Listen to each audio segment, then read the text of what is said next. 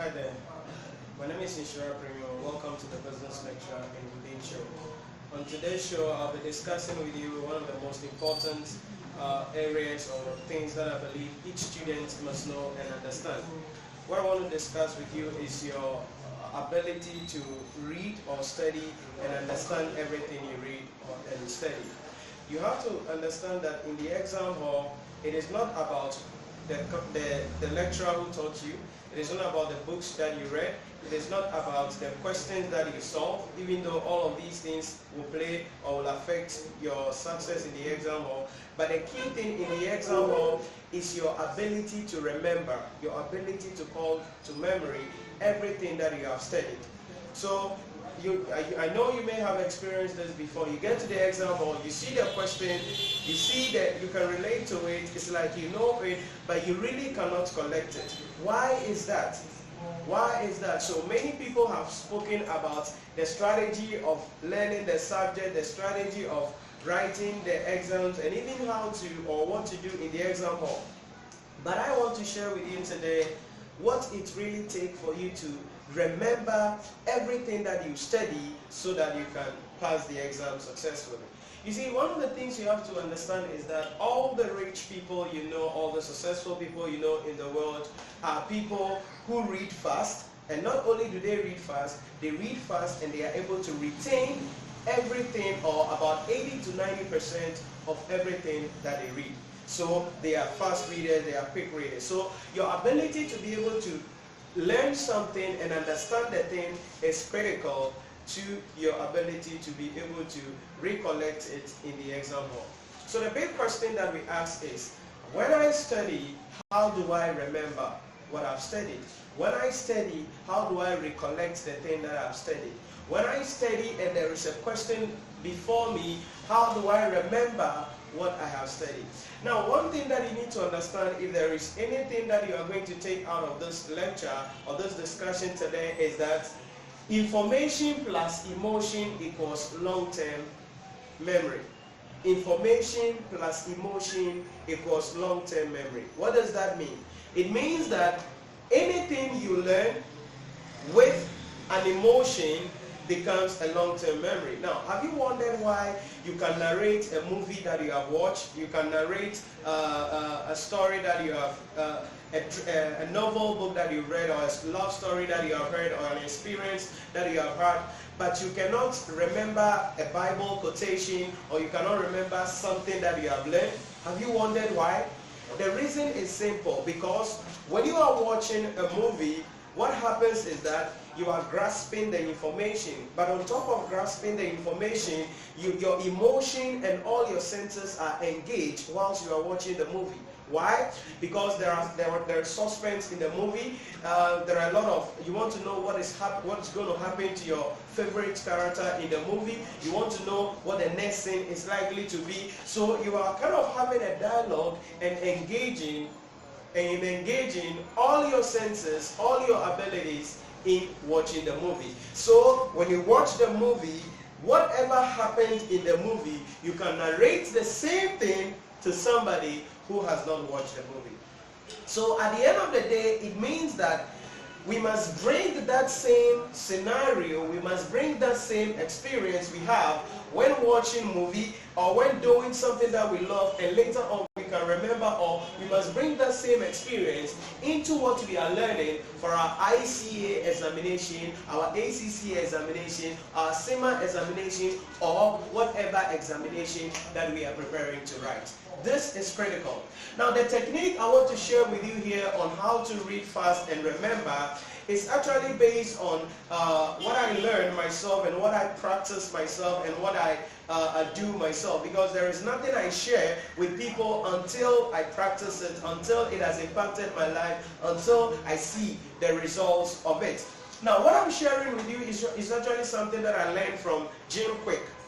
Now, Jim Kwik is a memory expert. He trains a lot of successful people on how to read chunk of information but be able to remember, extract the information. He teaches the techniques of taking notes, being effective at reading, connecting your emotions to the things that you are reading or you are learning so that you can remember everything that you are studying. He's an amazing guy, somebody that in a presentation, he can let 100 people stand in random, they give them numbers and he can call the number, recall the number to all of them, the 100 people. They mention their name, he can recollect the name. So what is the secret? So this is just a scratch, okay? This is just a scratch of the ideology of how to read faster and understand or retain all the information that you read.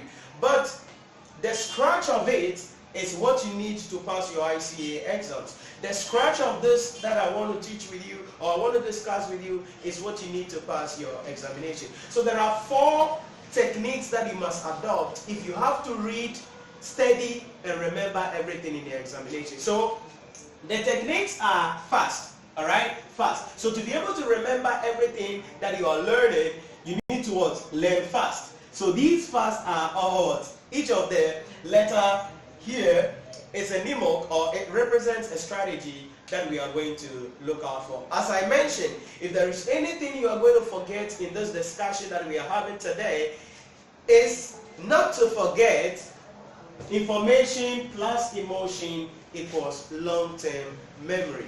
Information plus emotion equals long-term memory. Right, so let's get into the strategy. As I mentioned, this is a strategy I've used myself. That is why I'm productive. That is why I'm able to do the things that I do. That is why I'm able to present the way I present. That is why I'm able to teach the way I teach. That is why I'm able to navigate things the way I navigate things. Why? Because I learn fast and I adopt this strategy. And so I want to offload and share with you these 4 strategies. The first one, F, is forget.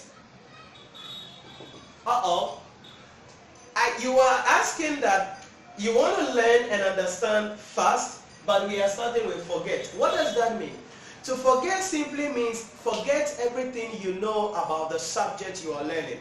Forget everything you know about the topic you are learning. Forget everything you know about the thing that you are learning about. Why is that so? When you approach something that you are reading, something that you are learning, something that you are studying, with a mind of knowing, that means you block your mind. Your mind is not open to learn anything new. It means that when you are studying, you have to start with a beginner's mindset. Like you've not heard it before. Like you've not known anything about it before. I see a lot of students struggle in this area when the students who are victims of failure. What does that mean? So like last semester they went for lectures and they write the exams but they didn't pass, so they failed. Then they are preparing to write the exams this semester. All these people, chances are about 80% of these people will not attend the lectures. Why? Because they think they know already. Now, since they think they know already, even if they pick a book that they are reading, or even if they attend a lecture, when the lecturer is teaching the thing that they think they know already, they block their mind. They are like, oh, I know this thing already. So they are relaxed. They are not intrigued. They are not open. They are not engaging with what is being taught.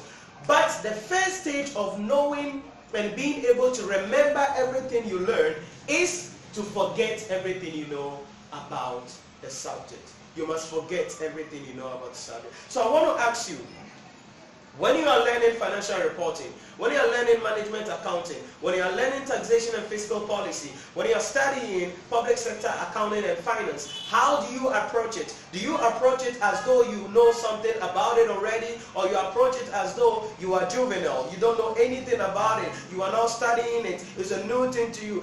That is how you become successful. That is how you can remember what you are studying. The first stage, forget about everything you know on the subject. The second thing is active. This is very, very important.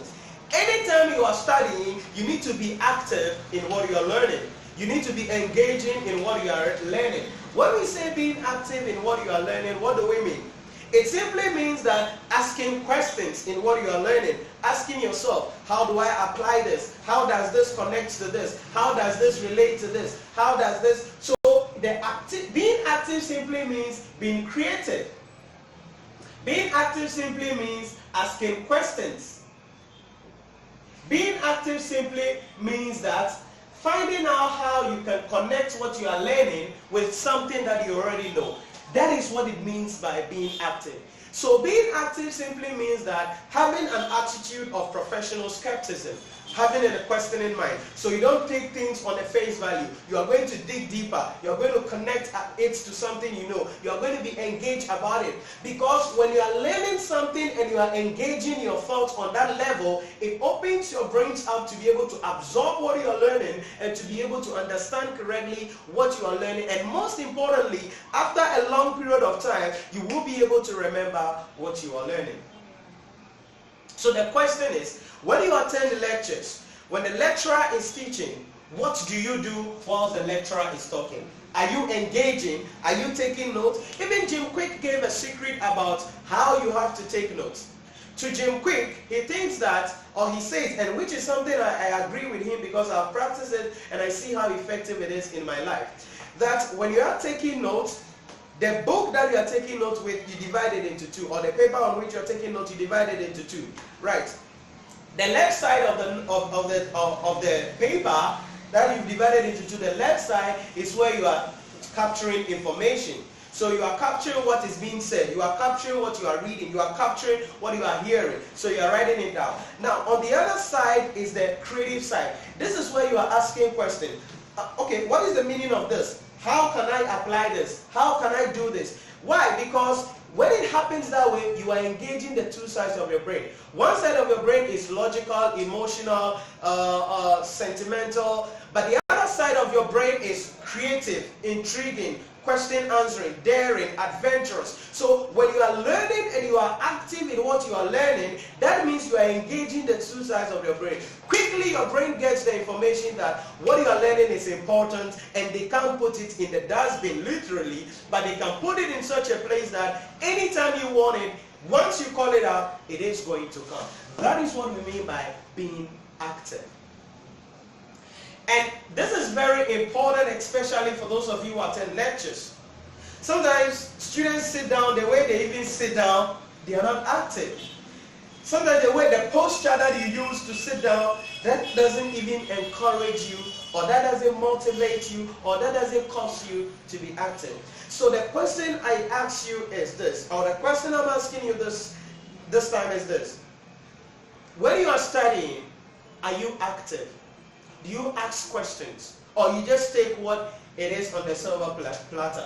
Being active also means going outside what the lecturer has said, going outside what you have read in the book, digging deep into what you have read. So you come for lectures. After lectures, Nhyira Premium has taught IAS 33 earnings per share. He has spoken about a couple of things. Boom, then you pick it up and you go. No, you got to dig deep. You got to go over. You got to ask questions. Okay, Nhyira, how does IAS 33 relate to interpretation of financial statements?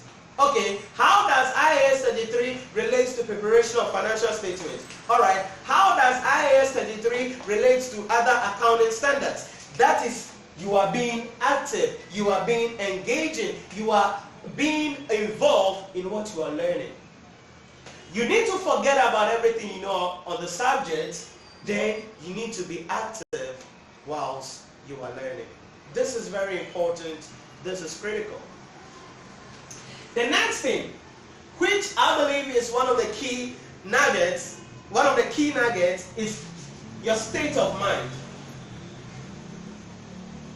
State of mind. This is very critical. This is very important. What is your state of mind when you are learning? State of mind.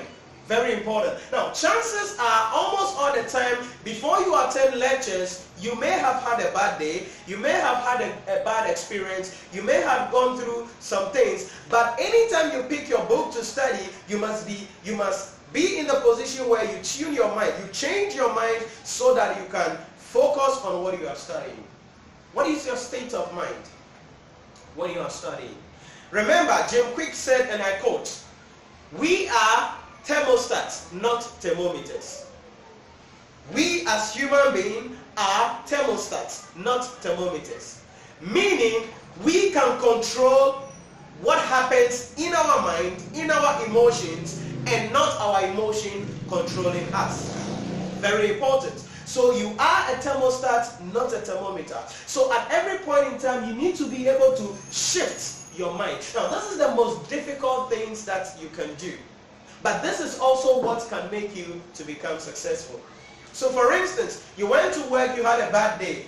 Your boss said something about you, or business is not going the way you want it to go. You are looking for some money, the money is not coming, but you still have to be at lectures, you still have to study. When you are at lectures, the lecturer is teaching, or when you are studying, what is your state of mind at that position? What is your state of mind at that time? What is your state of mind at that point whilst you are learning? Because many of you lie to yourself actually. What do I mean by that? You pick the book, you are behind the book for 2 hours, but you didn't learn anything. You attend lectures, but after the next morning, you don't even remember anything the lecturer said. Why? Because your state of mind whilst studying was not in the favorable state, or was not in the good condition. You know, back to our movie scenario. Do you know why when you watch a movie, you can narrate and understand everything, and you can remember everything in the movie, about 80 to 90% of everything in the movie? Because your state of mind whilst watching the movie, chances are, is fertile. What does that mean? When you are watching the movie, number one, you don't know anything about the movie. So you are starting with the beginner's mind. So you are curious. You are finding out. You are going to be expecting. You are looking for something. You want to really get the best. You've heard a lot about this character. You've heard a lot about this movie. You want to know about it. You may not know anything about it. So you are beginning with a beginner's mind. Then once you are watching the movie, you are acting. But most importantly, chances are, whilst you are watching the movie, you have offloaded your mind.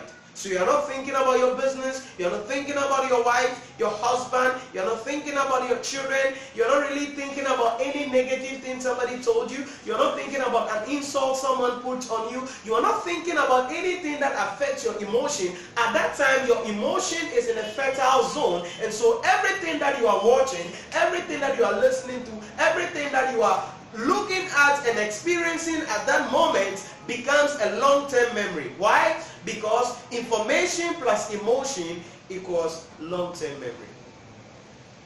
So if you want to understand what you are learning carefully, you want to remember what you are learning better, the only way to go is to find out, how can I control my state of mind? How can I control my emotion? How can I put myself in that better state? How can I put myself in the state that I will focus on everything that I'm doing? Being in a good state of mind simply means having a focus. Simple. Simple. You see, you can easily be distracted, but you got to be focused. Otherwise, everything you are studying is actually waste. I've had people who come to me and they are like, Nhyira, when I learn, I don't remember, Nhyira, when I learn, the next morning, there is nothing there. Okay. Chances are, whilst you were learning, you didn't start with a beginner's mind. Chances are, whilst you were learning, you were not active.